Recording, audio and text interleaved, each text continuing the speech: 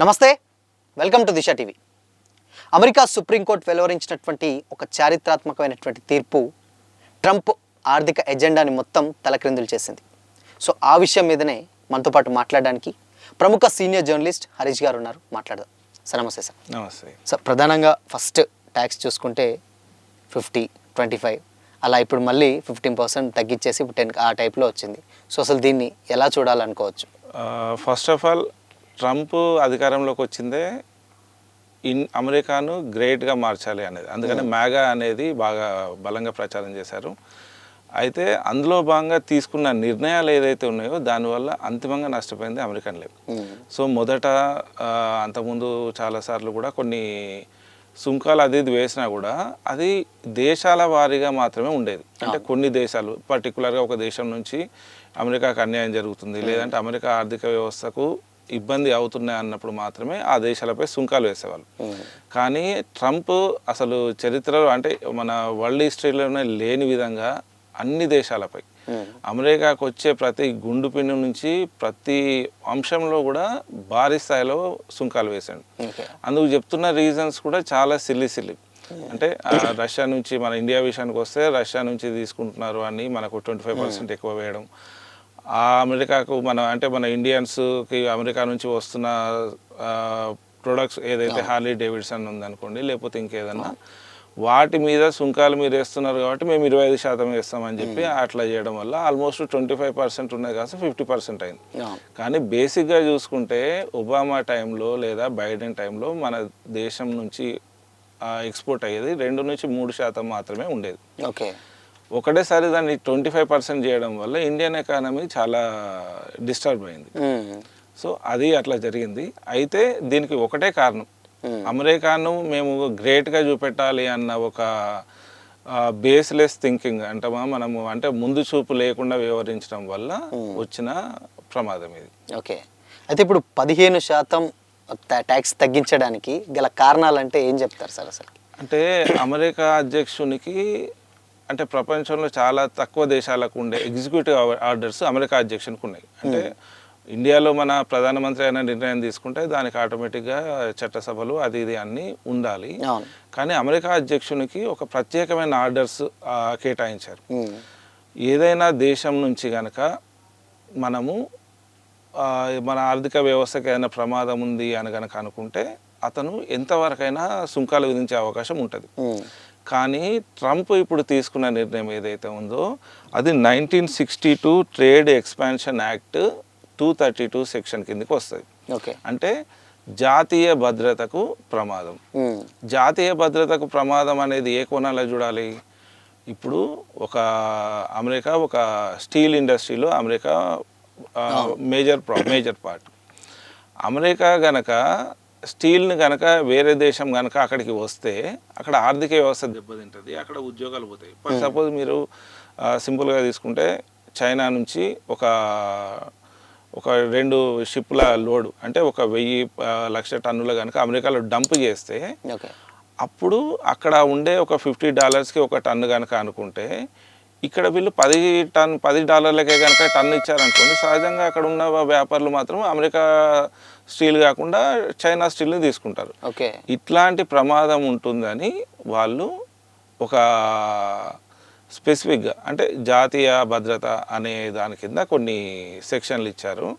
దాంట్లో 232 అనేది మనకు జాతీయ భద్రతకు సంబంధించి, అంటే అది ఎప్పుడెప్పుడు చాలా రేర్గా వాడారు ఆ సందర్భాలు. అమెరికా మీద మన అల్ఖైదా దాడి చేసినప్పుడు అంతకుముందు ఇట్లాంటి విషయాలలో మాత్రమే వాడారు. కానీ ట్రేడ్కి సంబంధించి ట్రంప్ ఇప్పుడు ఆ వాదన తీసుకొచ్చాడు.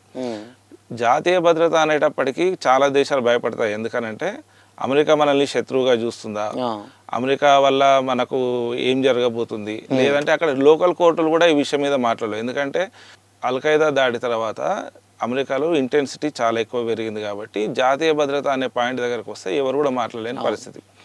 కానీ కోర్టులు మాత్రం ఒకటే విషయం అడిగాయి, మనకున్న చట్టాల ప్రకారంగా మీరు వ్యవహరిస్తున్నారా? అంటే ఒక ఫ్లైట్ అంటే ఒక విమానాన్ని కనుక మీరు తీసుకొస్తే జాతీయ భద్రత అని పాయింట్ చూపవచ్చు. కానీ టమాటో సాస్ వచ్చినప్పుడు మీరు ఎందుకు ఆ పాయింట్ తీసుకొస్తున్నారు? అంటే వ్యత్యాసం అనేది లేదా? అనే పాయింట్ దగ్గరకు వచ్చింది. సహజంగా అమెరికా కోర్టులు ఈ విషయాన్ని అది చేసినాయి. ఆ విషయం మొదటి నుంచి కూడా అందరికీ తెలుసు. అందుకని నేను ఆర్టికల్లో రాసినప్పుడు కూడా జనవరిలోనే ఈ విషయం చెప్పాను. 15% కాస్త అటు ఇటు ఉండేలాగానే సుంకాలు ఉంటాయి, కానీ అంతకు మించి ఉండే అవకాశం లేదు అని అప్పుడే స్పష్టంగా చెప్పాను. వాస్తవానికి కూడా కోర్టులు కూడా అదే విషయాన్ని అది చేశాయి. సో ఇప్పుడు మనం ఆ 15% అనేది ఎందుకు వచ్చింది అని ఆలోచిస్తే, అమెరికా చట్టసభ కాంగ్రెస్ ఈ ట్రేడ్ యాక్ట్ 122 సెక్షన్ ప్రకారంగా ఆ దేశంలోకి వచ్చే ఏదైనా ప్రొడక్ట్ ఉత్పత్తి 15% లోపల ఉండాలి. లోపు ఉండాలి. 15% కనుక దాటితే దానికి ఖచ్చితంగా కాంగ్రెస్ అనుమతి ఉండాలి, అంటే అక్కడ పార్లమెంట్ అనుమతి ఉండాలి. ఇప్పుడు మనము ఇంతకుముందు చెప్పుకున్నట్టుగా మన ఇండియా నుంచి ఎక్కువగా ఎగుమతి అయ్యేది ఒకటి మన ఐటీ సర్వీస్ ఆల్మోస్ట్ మన ఎక్స్పోర్ట్ చేసే $230 బిలియన్ ఎగుమతుల్లో $150 నుంచి $160 బిలియన్ ఐటీ రంగం నుంచే ఉంది. సో ఆ తర్వాత మనకు మేజర్గా వచ్చేది అమెరికాలో, అంటే 10 మందుల్లో 4 మందులు ఇండియా నుంచి వచ్చినవి ఉంటాయి, జనరిక్ మెడిసిన్. సో అది సెకండ్ సెక్టర్. ఈ రంగానికి కూడా 0% ఉంది, అంటే మొదటి నుంచి కూడా. సో ట్రంప్ కూడా ఈ 2 అంశాలని ముట్టుకోలేదు. కానీ మిగతావి మనకు ముఖ్యమైన సెక్టార్ ఏంటంటే టెక్స్టైల్ అనేది ఇండియాలో లార్జ్ ప్రోడక్ట్. తర్వాత చాలా మధ్య తరగతి దిగువ తరగతి వాళ్ళు ఆ సెక్టార్లో ఎక్కువగా ఉంటారు. ఆ సెక్టార్ మీద చాలా % పెరిగింది. మన ఏపీలో ఆక్వా తీసుకున్నది ఉంటే అది ఆల్మోస్ట్ 5,000 కోట్లకు పైగా బిజినెస్ చేస్తారు. ఇక్కడ నుంచి అటు అమెరికాకు పంపిస్తారు. దాని మీద ఒకటేసారి 50% ట్యాక్స్ పడడం వల్ల వాళ్ళు అక్కడ కోలుకోలేని పరిస్థితి అయింది.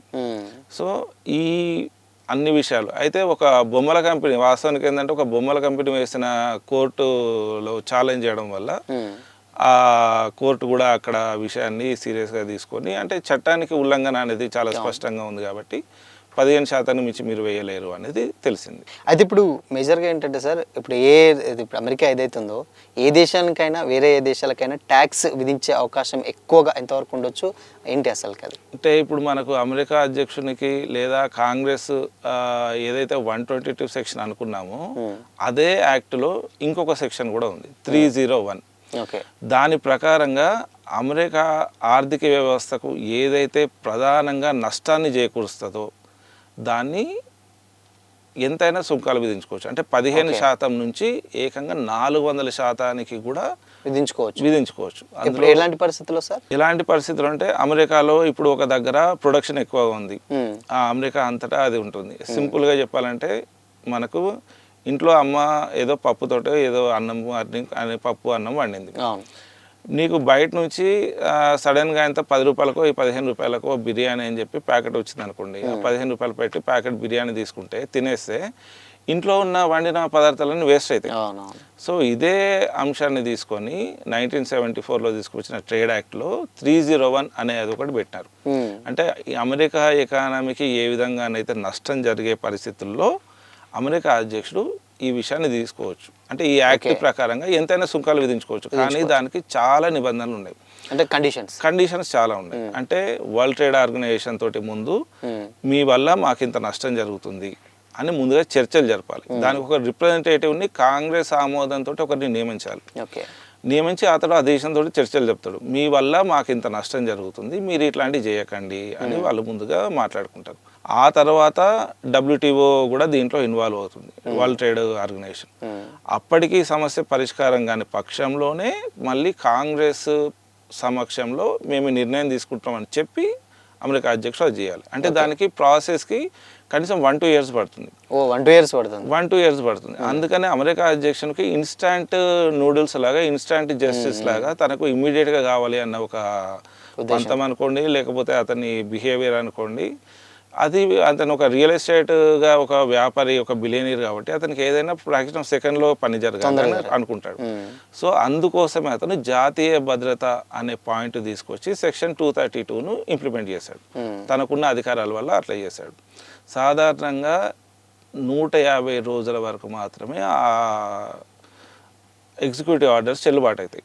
151 రోజు అవి ఆటోమేటిక్గా ముగిసిపోతాయి. మళ్ళీ మళ్ళీ అది చెల్లవు. ఒకవేళ ఒక లైనా కానీ ఆ కోర్టులో వాటికి వాదన చెల్లదు.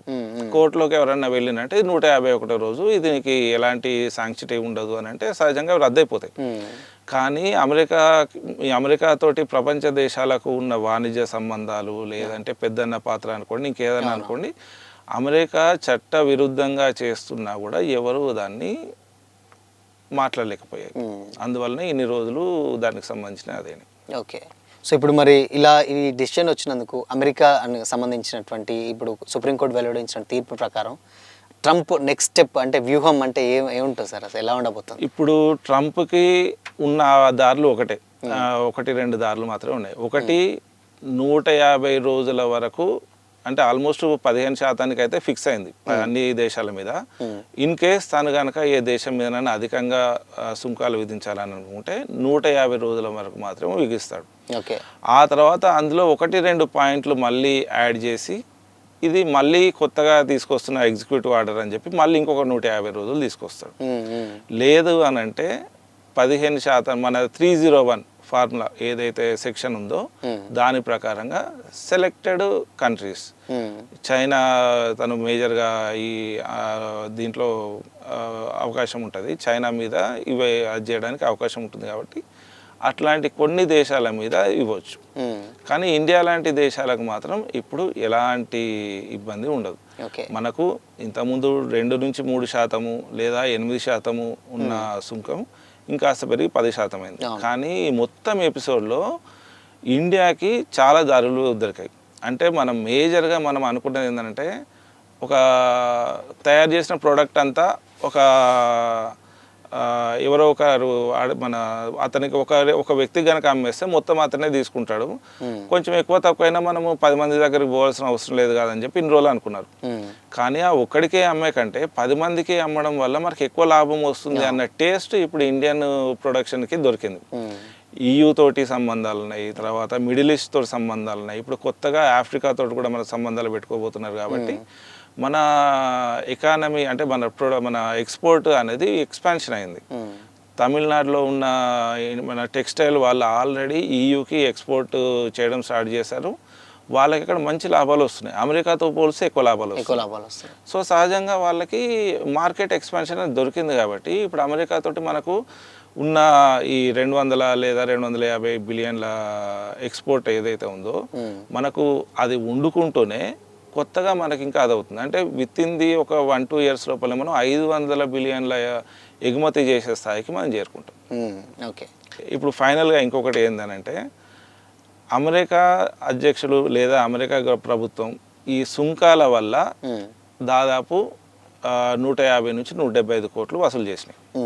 మరి ఆ డబ్బు ఎవరికి పోవాలి? ఇప్పుడు ఈ సుంకాలు చెల్లవు అని చెప్పిన తర్వాత ప్రీవియస్గా కట్టినాయి. అంటే మన అమెరికా అధ్యక్షుడు వచ్చినప్పటి నుండి ఈ తీర్పు రాకముందు ఆ సుంకాల కింద వసూలు చేసిన డబ్బును వెనక్కి ఇచ్చేయాలని చెప్పింది కోర్టు. అంటే వెనక్కి ఇచ్చేయాలని డైరెక్ట్గా చెప్పకపోయినా కూడా ఈ సుంకాలు రద్దు అనేది అంటే గతంలో కూడా ఒకసారి ఇట్లాంటి ఇన్సిడెంట్ జరిగింది. ఇట్లా ఎక్కువ సుంకాలు వసూలు చేసినప్పుడు ఆ డబ్బును మళ్ళీ వెనక్కి ఇచ్చేందుకు కొన్ని ప్రాసెస్లు కూడా ఉన్నాయి. అంటే సుప్రీంకోర్టు డైరెక్ట్గా నిర్ణయం తీసుకోకుండా అక్కడ ఉన్న అన్ని రాష్ట్రాల్లో ఉండే లోకల్ కోర్ట్స్ ఎక్కడెక్కడ ఎంత జరిగినా అనేది వాళ్ళు సూట్ వేస్తారు, దానివల్ల వాళ్ళకు డబ్బులు వెనక్కి వచ్చాయి. కానీ అంతిమంగా నష్టపోయింది వినియోగదారుడు. ఎలా అంటే ఇండియా నుంచి బాస్మతి బియ్యం అక్కడికి 100 రూపాయలు అనుకోండి, అమెరికాకి ఎక్స్పోర్ట్ అయింది, అక్కడ వాళ్ళు 150 రూపాయలకు అవుతుంది, 50% కాబట్టి 150 రూపాయలు అవుతుంది. మరి ఆ 150 అంటే ఎక్స్ట్రా 50 రూపాయలు అక్కడ అమెరికా కంపెనీలు కట్టి 100 రూపాయలకు అక్కడ ఈ వినియోగదారుడికి ఇచ్చినాయంటే కాదు, 150 రూపాయలు అయిందని 150 రూపాయలు మీరు చెల్లించాల్సిందని అక్కడ బోర్డులు పెట్టేశారు. అంతకుముందు ట్రంప్ రాకముందు $8 ఉన్న రైస్ ట్రంప్ ఆర్డర్స్ తర్వాత ఒక్కడిసారి $18 చేరింది. అంటే వినియోగదారుడు ఎంత ఎక్కువ కట్టాడు. నార్మల్గా ఒక అమెరికాలో ఉండాలని అంటే ఒక లీస్ట్ 800 నుంచి 1500 మధ్య మనం ఒక అంచనా ఉంటుంది. ఒక ఫ్యామిలీ అక్కడ ఉండాలంటే లీస్ట్లో 800, ఒక కాస్త పర్లేదు అంటే 1500 అని అనుకున్నాం. కానీ అది 25 నుంచి 3000కి చేరింది. అంటే 2500 నుంచి 3000 చేరింది. అమెరికాలో డాలర్ అని అంటే సాధారణంగా చాలా పెద్ద శాలరీస్ అని అంటే వేరే డాలర్లలో వస్తుంది కాబట్టి వాళ్ళకంతా నెలకి 3,000 4,000 మధ్య, అంటే ఒక్క రూపాయి కూడా మిగిలకుండా ఇంకా లాస్లోకి వెళ్ళిపోయారు. అది వాళ్ళకు పెద్ద మైనస్ పాయింట్. ఇప్పుడు ఈ 150 కోట్లు తీసుకెళ్ళి డైరెక్ట్గా అమెరికా కంపెనీల పాకెట్లో పడి ఉన్నాయి. కట్టిన రూపాయి ఏది కూడా వినియోగదారునికి రాదు, ఎందుకంటే మన చట్టాలు అట్లా లేవు. ఈవెన్ అమెరికా చట్టాలు అసలే అట్లా లేవు. సో అది సంగతి. ఫైనల్గా ఇప్పుడు ఇండియా మీద ఈ ట్యాక్స్ ఏదైతే తగ్గించారో ఏమైనా ఇంపాక్ట్ చూపించేటువంటి ఛాన్స్ ఉంటుంది, ప్లస్ ఆర్ మైనస్ ఏదన్నా? ఖచ్చితంగా ఉంటుంది, ఎందుకంటే మనకు మార్కెట్ ఓపెన్ అయినట్టు. ఇంతకుముందు మనకు తలుపు దగ్గరికి పెడితే మనం అందులోంచి వెళ్ళడానికి ఎంతైతే ఇబ్బందులు పడ్డామో, తలుపు ఓపెన్ ఉంటే మనతో పాటు ఇంకా అన్ని రకాలవి తీసుకెళ్తాం కాబట్టి అట్లా ఓపెన్ చేసినట్టు.